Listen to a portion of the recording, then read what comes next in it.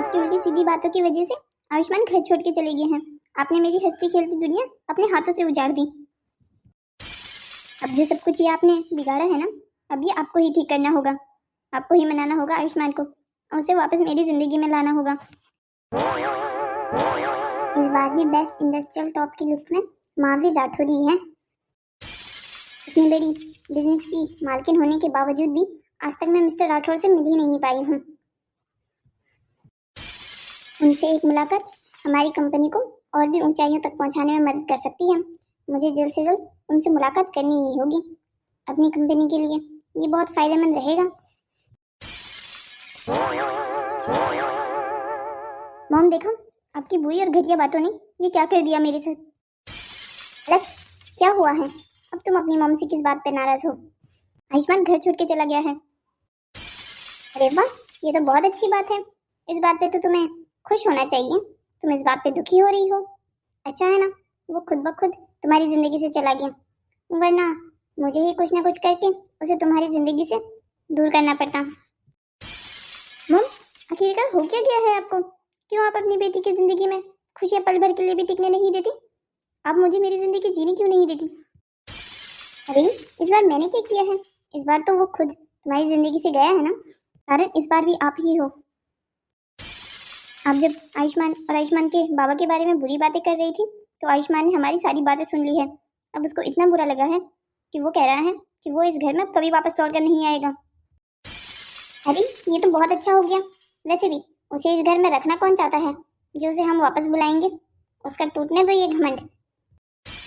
हम आप मेरे लिए उसे वापस लेके आएंगी। देखिए, मैं आपको साफ साफ कह देती हूँ, अगर आयुष्मान इस घर में नहीं रहेगा तो मैं भी इस घर में नहीं रहूंगी। अब आप बताइए, आप आयुष्मान को मनाकर वापस इस घर में ला रही हैं या मैं भी अपना बैग पैक कर यहाँ से निकल जाऊं? अलग बेटा, मैं तेरे लिए अच्छे से अच्छी लड़का ढूंढ के लेके आऊंगी। बस तो इस आयुष्मान से अपना पीछे छुड़ा। मॉम, आखिरकार आपको परेशानी क्या है आयुष्मान से? अच्छा खासा लड़का तो है वो। अरे पता नहीं क्या मेरी लड़की को उसमें अच्छा दिख गया है। एक बाप है उसका, वो भी गरीब, एक छोटी सी कुटिया है।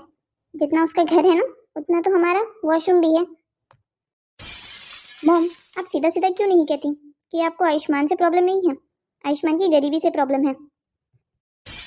हाँ, तो तुम सीधा सीधा ही जान लो कि मुझे आयुष्मान से नहीं, उसके गरीब होने से प्रॉब्लम है।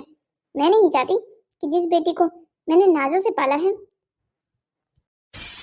वो बेटी किसी अरे गेरे निट्टू गहरे के साथ अपनी पूरी जिंदगी बिताए। मॉम, तो आयुष्मान मेहनत कर तो रहा है, आप कम से कम उसे एक चांस तो दीजिए।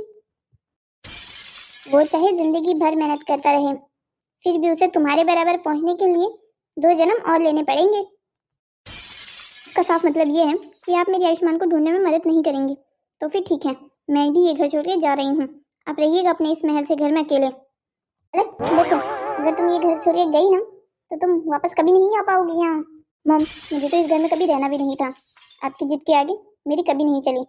पर बस अब बहुत हो गया। अब मैं अपनी जिंदगी अपने हिसाब से जीऊंगी। उफ पलक, उफ, ये तुम क्या कर रही हो? यहाँ घर पर तो कोई नहीं है। आयुष्मान ने तो कहा था कि वो अपने बाबा के पास घर पर जा रहा है। बेटा, क्या बात है? कुछ परेशान लग रही हो। मैं तुम्हें काफी समय से देख रहा हूँ। तुम इस घर को बाहर से देख रही हो? काका, क्या आप इस मोहल्ले में ही रहते हैं? हाँ बेटा, मैं तो इस मोहल्ले में सालों से रहता हूँ। तुम बताओ, तुम्हें क्या जानना है? वो काका, फिर तो आप मेरे ससुर जी और पति को भी जानते होंगे, जिनका ये मेरे पीछे वाला घर है। बेटा, तुम ये क्या कह रही हो? पर ये घर तो किसी का नहीं है। हाँ, मकान मालिक कभी कभी इसे किराए में जरूर दे देते हैं, 1-2 दिन के लिए किसी को। पर ऐसे यहाँ कोई नहीं रहता है। ये घर तो ऐसे ही सालों से खाली है। काका, आप ये क्या कह रहे हैं? मैं आज दोपहर को ही तो यहाँ पर आई थी। यहाँ मेरे ससुर जी रहते हैं। बेटा, तुम्हें कोई ना कोई गलत फहमी हुई है। यहाँ पर कोई नहीं रहता। मैंने तुम्हें कहा तो, ये लोग 1-2 दिन के लिए भले ही इसे किराए पर दे देते हो, पर ऐसे यहाँ परमानेंट कोई भी नहीं रहता। ये घर तो बस यूं ही खाली रहता है। अच्छा, ठीक है काका, आपका बहुत बहुत धन्यवाद ये जानकारी देने के लिए। अच्छा ठीक है बेटा, कोई बात नहीं। ये कैसे हो सकता है? मैं आयुष्मान के साथ आज दोपहर को ही तो यहाँ आई थी। तब तो यहाँ सब कुछ ठीक था, यहाँ बाबा भी थे, तो फिर यहाँ अंकल क्यों कह रहे हैं कि यहाँ सालों से कोई नहीं रहता। ये कैसी कश्मकश है, मैं कहाँ फंस गई हूँ। हे भगवान, ये क्या हो रहा है मेरे साथ, ऐसा कैसे हो सकता है। अगर आयुष्मान और आयुष्मान के बाबा यहाँ नहीं रहते तो फिर उन लोगों ने मुझसे झूठ क्यों कहा, या फिर बात कुछ और है। ये सच कैसे हो सकता है। मुझे लगता है आरब तुम्हें कोई गलत फहमी हुई है। मैं ये सच नहीं मान सकती कि जो लड़का हमारे घर में इतने दिनों से रुका हुआ था वो मिस्टर महावीर राठौर का बेटा है। मैम, मैं आपको सच कह रहा हूँ, आप मानिए मेरी इस बात को। याद है उस दिन मैं ऑफिस में उन्हें पहचान गया था, पर बाद में तो तुमने कहा था कि तुम्हें कोई गलतफहमी हो गई है। वो मैम, आयुष्मान सर ने मुझे आपको सच्चाई बताने से मना किया था, इसीलिए मैं आपको सच्चाई नहीं बता पाया। तुम्हें पक्का यकीन है ना इस बात पर?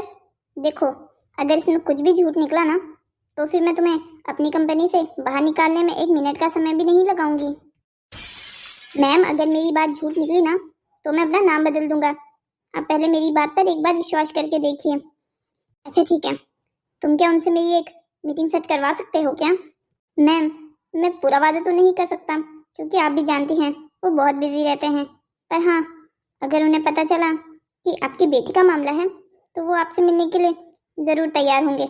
बस मुझे अपनी बात उन तक पहले पहुंचानी होगी। और अब तुम कैसे भी करके उनसे मेरी एक मीटिंग करवा दो, आगे का काम मैं खुद ब खुद देख लूंगी। ओके मैम, मैं अपनी पूरी कोशिश करूंगा। क्या बात है पलक, उदास लग रही हो? तुम तो आयुष्मान को वापस लेने गई थी ना, क्या हुआ? तुम्हारे साथ वापस नहीं आया वो, या घर पर ही नहीं मिला? मॉम, मैं जानती हूँ आपको सब कुछ पता चल गया है कि मुझे वहाँ आयुष्मान नहीं मिला, और वो घर और वो बाबा, वो सब कुछ फ्रॉड था। आप सही कहती थी कि आयुष्मान मेरी जिंदगी में सिर्फ मुझे धोखा देने के लिए आया है। वो सिर्फ मेरी जिंदगी में शायद मेरे पैसे और प्रॉपर्टी देखकर आया था। भगवान करे जो तुम कह रही हो वो सच हो, पर यहाँ तो मुझे एक नई कहानी ही पता चली है। अगर वो सच हो गई ना तो मैं तो खुद को आईना दिखाने लायक नहीं रहूंगी। मामा, आप क्या कह रही हैं? मैं कुछ समझ नहीं पा रही हूँ, साफ साफ बताइए। देखिए, अगर आपको कुछ और भी पता है तो आप मुझसे छुपाने की कोशिश मत कीजिए। वैसे ही मैं अपनी आदत पर पहले ही शर्मिंदा हूँ। बेटा, तुम्हें बिल्कुल शर्मिंदा होने की जरूरत नहीं है। तुमने कुछ नहीं किया है, धोखा तो तुम्हारे साथ हुआ है, पर अब मैं इसे धोखा कहूँ या कुछ और, मुझे तो ये भी समझ में नहीं आ रहा है। कोई खुद को गरीब कैसे दिखा सकता है? हम क्या कह रही हैं आप? मुझे कुछ समझ में नहीं आ रहा है। बेटा, अभी तुम्हें कुछ समझने की जरूरत है भी नहीं, तुम बस मेरे साथ आओ।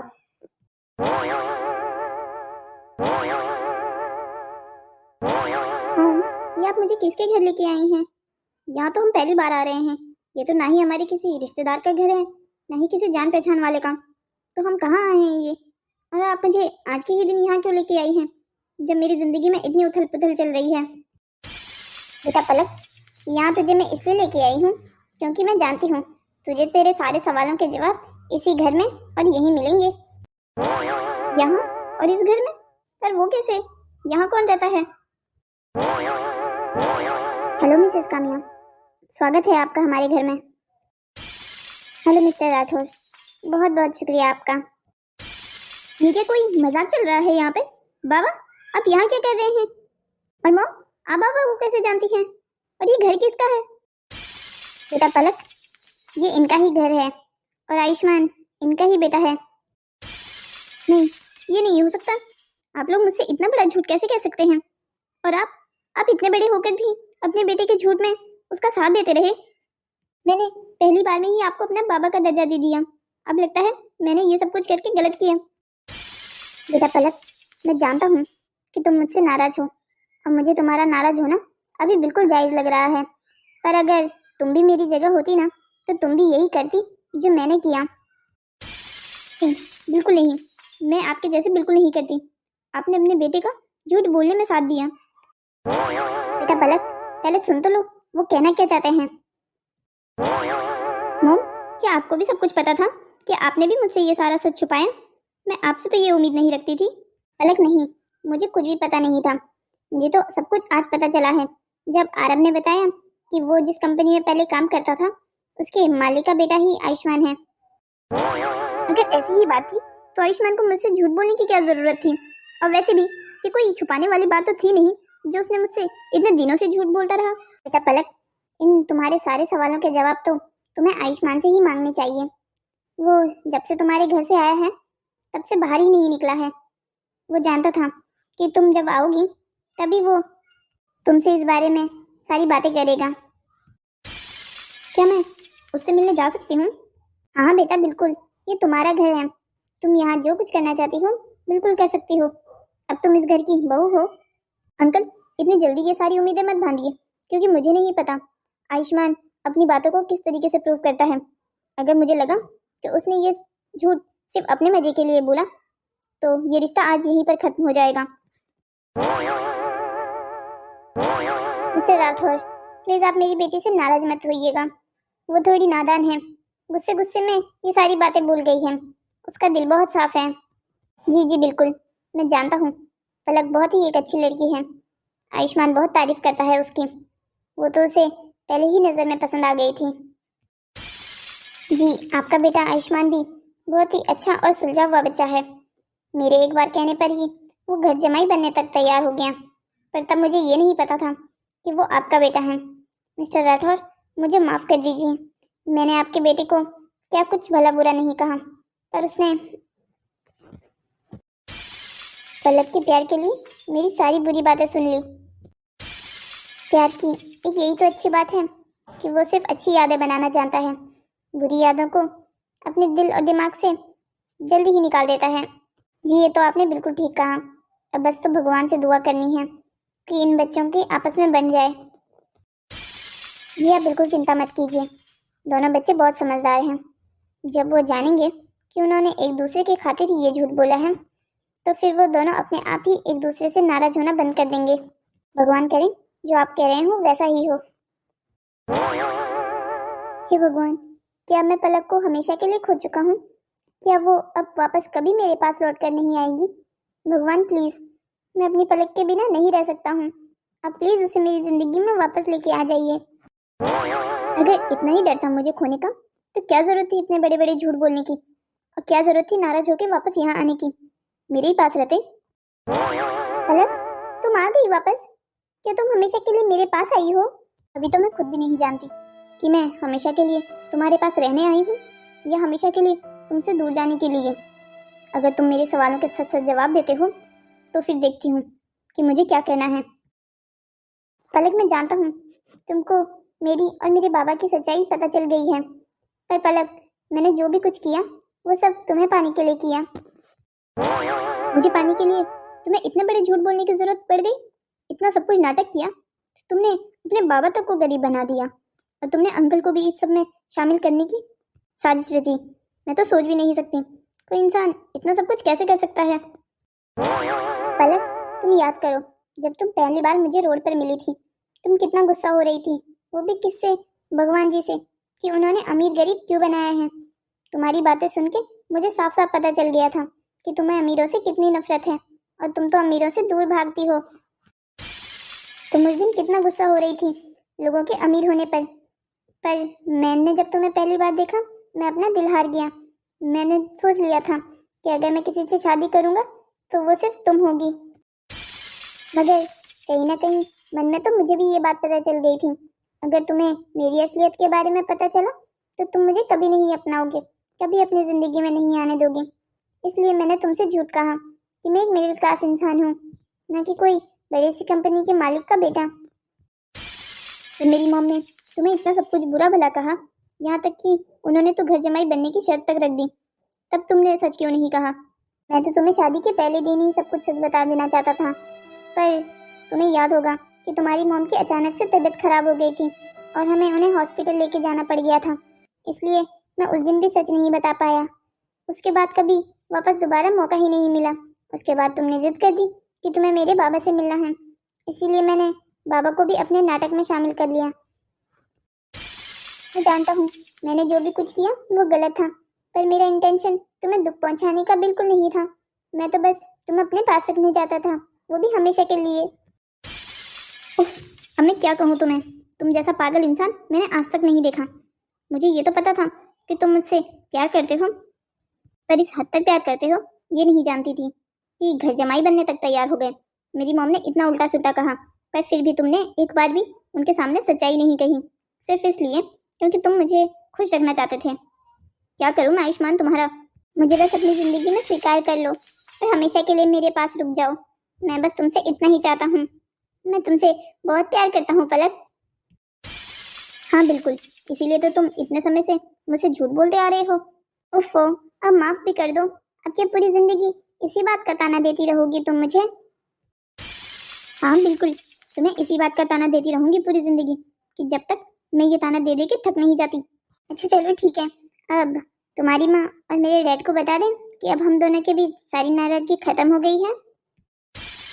ठीक है, बता देते हैं। वैसे भी मेरी मॉम को जब से ये पता चला है कि तुम कोई गरीब इंसान नहीं हो बल्कि मल्टी मिलीनियर महावीर राठौर के बेटे हो, तब से तो मेरी मॉम फूली नहीं समाई जा रही है। रास्ते भर में मुझे यही समझाती आ रही थी कि कुछ भी हो जाए पर उससे वापस मनाना है, जबकि तब तो मुझे ये पता भी नहीं था कि आखिर तुम हो कौन। चलो, इस सब झगड़े में एक बात तो सॉल्व हो गई कि जिस चीज से सासू माँ को मेरे सबसे ज्यादा परेशानी थी गरीब होने पे, कम से कम उनकी वो परेशानी तो दूर हो गई। हाँ, ये तो तुम बिल्कुल ठीक कह रहे हो। अच्छा बच्चों, फिर क्या डिसाइड किया तुमने? तुम दोनों को एक दूसरे के साथ जिंदगी आगे बितानी है या नहीं? मिस्टर राठौर, आप ये कैसी बातें कर रहे हैं? इन्होंने शादी की है, कोई मजाक नहीं। अब इनसे ये सवाल तो पूछने का बनता ही नहीं है। अब जैसा भी है इन दोनों को एक दूसरे के साथ ही रहना होगा। ये वाह मॉम, आपने तो पल भर में पासा पलट दिया। घर पर जब आपको ये पता नहीं था कि आयुष्मान किसका बेटा है, तब तो आप मेरा डाइवोर्स कराने के लिए तैयार हो रही थी, और अब जैसे ही आपको पता चला है कि आयुष्मान कोई गरीब नहीं है बल्कि अमीर है, तो आप ये सारी बातें कर रही हैं। कम नहीं है आप भी। बाबा, अब हमने फैसला कर लिया है, हम दोनों एक दूसरे के साथ ही रहेंगे, वो भी हमेशा के लिए। चलो, ये तो बहुत अच्छी बात हो गई। Welcome to the family Palak. Thank you so much uncle. बेटा पलक, आज के बाद तुम मुझे अंकल नहीं, आयुष्मान की तरह बाबा या डैड बुला सकती हो। अब तुम इस घर की बहू हो। ओके डैड, आज के बाद मैं भी आपको आयुष्मान की तरह डैड ही बुलाऊंगी।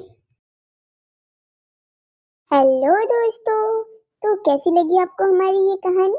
ऐसी ही और मजेदार कहानियों को देखने के लिए हमारे चैनल को सब्सक्राइब कीजिए और हाँ, शेयर और कमेंट करना मत भूलिएगा।